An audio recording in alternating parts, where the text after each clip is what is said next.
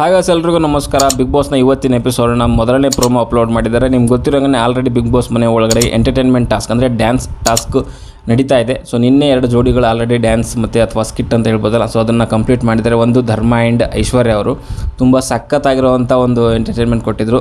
ರಾರಾ ರಕಮ ಸಾಂಗಿಗೆ ನಮ್ಮ ಧರ್ಮ ಆ್ಯಂಡ್ ಐಶ್ವರ್ಯ ಅವರು.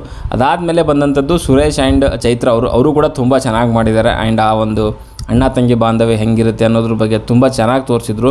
ಆಮೇಲೆ ಅಂದರೆ ಒತ್ತಾಯದ ಮೇಲೆ ಒಂದು ಮದುವೆ ಮಾಡುವಂಥದ್ದು ಕೂಡ, ಅಂದರೆ ಹುಡುಗಿಗೆ ಇಷ್ಟ ಇಲ್ಲದೇ ಮದುವೆ ಮಾಡೋದು ಕೂಡ ಯಾವ ಮಟ್ಟಕ್ಕೆ ಹಾನಿಕಾರಕ ಅನ್ನೋದು ಕೂಡ ಅದರಲ್ಲಿ ತೋರಿಸಿದ್ರು.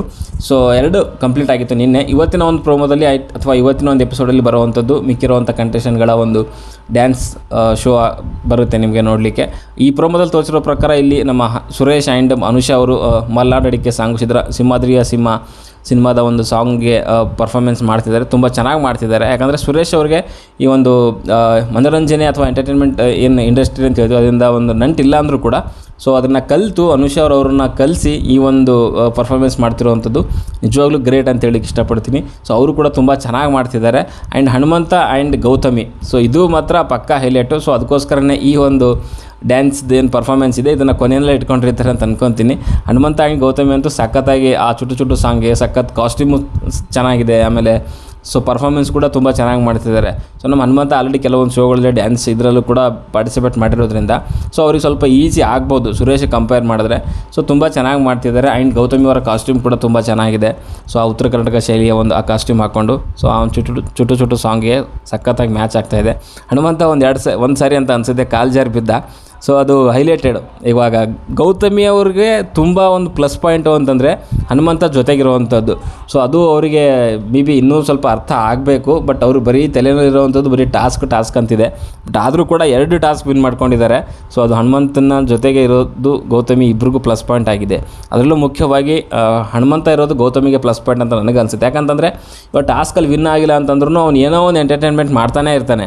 ಸೊ ಅಂಥದ್ರಲ್ಲಿ ಗೌತಮಿ ಅವರು ಹನುಮಂತನ ಬಿಟ್ಟು ತ್ರಿವಿಕ್ರಮ್ ಅವ್ರನ್ನ ಜೋಡಿಯಾಗಿ ಮಾಡ್ಕೊತೀನಿ ಅನ್ನೋ ಒಂದು ಡಿಸಿಷನ್ ತೊಗೊಂಡಿದ್ರಲ್ಲ ಆ ಒಂದು ಕನ್ಫೆಷನ್ ರೂಮಲ್ಲಿ, ಅದು ನೋಡಿ ನನಗೆ ಏನಪ್ಪ ಹಿಂಗೆ ಮಾಡ್ತಿದ್ದಾರೆ ಇವರು ಅಂತ ಅನಿಸುತ್ತೆ. ಯಾಕಂತಂದರೆ ಇವಾಗ ಟಾಸ್ಕಲ್ಲಿ ಇಲ್ಲ ಅಂತಂದ್ರೂ ಅಟ್ಲೀಸ್ಟ್ ಅವ್ನು ಎಂಟರ್ಟೈನ್ಮೆಂಟ್ ಏನೋ ಒಂದು ಮಾಡ್ತಿರ್ತಾನೆ. ಬೇರೆ ಟಾಸ್ಕ್ ನಡೆಯೋ ಟೈಮಲ್ಲಿ ಏನೋ ಒಂದು ಕಾಮೆಂಟ್ರಿ ಕೊಡೋವಂಥದ್ದು, ಮಾವ ಹಂಗೇನು ಏನು ಮಾಡ್ತಿದ್ಯಾ ಬಿಟ್ಬಿಡೋ ಅದು ಅನ್ನೋದು. ಧನರಾಜಂಗೆ ಕಾಲು ಎಳಿತಾನೆ, ಈ ಕಡೆ ಮಂಜಣ್ಣಗೂ ಬಿಡಲ್ಲ, ತ್ರಿವಿಕ್ರಮ್ಗೂ ಬಿಡಲ್ಲ, ಯಾರಿಗೂ ಬಿಡಲ್ಲ. ಅವನು ಏನಾದರೂ ಒಂದು ಒಟ್ಟಿನಲ್ಲಿ ಒಂದು ಆ್ಯಕ್ಟಿವ್ ಆಗಿರ್ತಾನೆ, ಏನೋ ಒಂದು ಮಾಡ್ತಾನೆ ಇರ್ತಾನೆ. ಸೊ ಅಂಥ ಒಂದು ಜೋಡಿ ಮುರ್ಕೊಳ್ಳೋದು ನನ್ನ ಪ್ರಕಾರ ಮೂರ್ಖತನ ಅಂತ ನನಗನ್ಸುತ್ತೆ.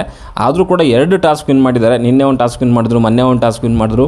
ಅದ್ಭುತ ಅಂತ ಹೇಳ್ಬೋದು. ಟೇಬಲಲ್ಲಿ ನನ್ನ ಪ್ರಕಾರ 2ನೇ ಸ್ಥಾನದಲ್ಲಿದ್ದಾರೆ ಅವರು. ಸೊ ಕ್ಯಾಪ್ಟನ್ಸಿ ಕಂಟೈನರ್ಗೆ ಫಸ್ಟ್ 2 ಜೋಡಿಗಳಲ್ಲಿ ಇವ್ರದ್ದು ಒಂದು ಜೋಡಿ ಇದ್ದೇ ಇರುತ್ತೆ ಅಂತ ಅಂದ್ಕೊಂಡಿದ್ದೀನಿ. ಸೊ ನೋಡ್ಬೇಕು ಏನಾಗುತ್ತೆ ಅಂತ. ಆ್ಯಂಡ್ ಹನುಮಂತ ಅಂತ ಅಲ್ಲಿ ಕೆಲವು ಟೈಮಲ್ಲಿ ಕೆಳಗಡೆ ಪದೇ ಬೀಳ್ತಿರ್ತಾನೆ. ಸೊ ಅವನೇ ಹೇಳ್ಕೊತಾನೆ, ಅದನ್ನು ಓಪನ್ ಆಗಿ ಹೇಳ್ತಾನೆ, ಈ ಥರ ಬೀಳ್ತಾ ಇರಬೇಕು, ಬಿದ್ದರೆ ನಮಗೆ ಪ್ರೋಮೋ ಕಟ್ಟಲ್ಲಿ ಹಾಕೋದು ಅಂತ ಹೇಳ್ತಾನೆ. ಅಂದರೆ ಅವನಿಗೆ ಫಿಲ್ಟ್ರ್ ಇಲ್ಲ, ಏನೇ ಮಾಡಿದ್ರು ಕೂಡ ಅದನ್ನ ಹೇಳ್ತಾನೆ. ಅವನಿಗೆ ಗೊತ್ತಿದೆ ಬಟ್ನಲ್ಲಿ ಅಮಾಯಕ ಅಂತವಲ್ಲ ಆ ರೇಂಜ್ಗೆ, ಬಟ್ ನೇರವಾಗಿ ಹೇಳ್ತಾನೆ ಕೆಲವೊಂದು ವಿಷಯಗಳನ್ನು. ಅದನ್ನು ಅಪ್ರಿಷಿಯೇಟ್ ಮಾಡ್ಬೇಕು ನಾವು. ಓಕೆ, ಸೊ ಸದ್ಯಕ್ಕೆ ಈ ವಿಡಿಯೋದಲ್ಲಿ ಇಷ್ಟ ಲೈಕ್ ಮಾಡಿ, ಶೇರ್ ಮಾಡಿ, ಚಾನಲ್ ಸಬ್ಸ್ಕ್ರೈಬ್ ಮಾಡ್ಕೊಳ್ಳಿ ಅಂತ ಹೇಳ್ತಾ ಮುಂದಿನ ವಿಡಿಯೋದಲ್ಲಿ ಸಿಗೋವರೆಗೂ ಟಾಟಾ, ಬಾಯ್.